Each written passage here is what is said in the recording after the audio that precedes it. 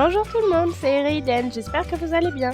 Je m'excuse par avance pour ma voix parce que je suis un petit peu malade et je pense que ça va s'entendre tout au long de cette vidéo.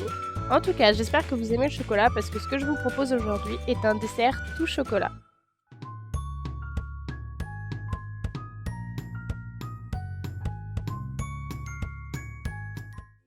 Pour réaliser cette recette, nous n'avons pas besoin de beaucoup d'ingrédients.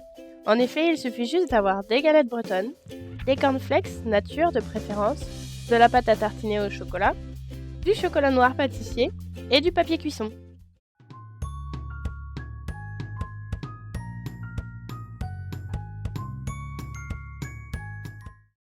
Pour commencer, prenez 14 galettes bretonnes et mettez-les dans un récipient. Le but maintenant est de casser les galettes bretonnes. N'ayant pas de blender, moi je les ai mis dans le saladier et j'ai pris une louche afin de pouvoir les casser. Mais si vous avez un blender, n'hésitez pas à l'utiliser. Maintenant, prenez les cornflakes. Il vous en faut à peu près 2 poignées que vous allez casser avant de mettre dans le saladier. Maintenant, prenez votre pâte à tartiner et mettez-en 200 g. Il faut maintenant mélanger le tout, mais si votre pâte à tartiner est trop dure, ce sera impossible.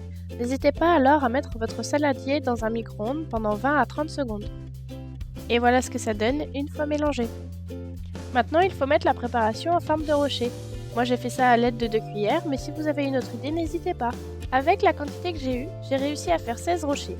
Mais ce sont des rochers plutôt gros, donc rien ne vous empêche d'en faire des plus petits pour en avoir un petit peu plus. Et maintenant on les place pendant 1 heure au frigo afin qu'ils puissent durcir.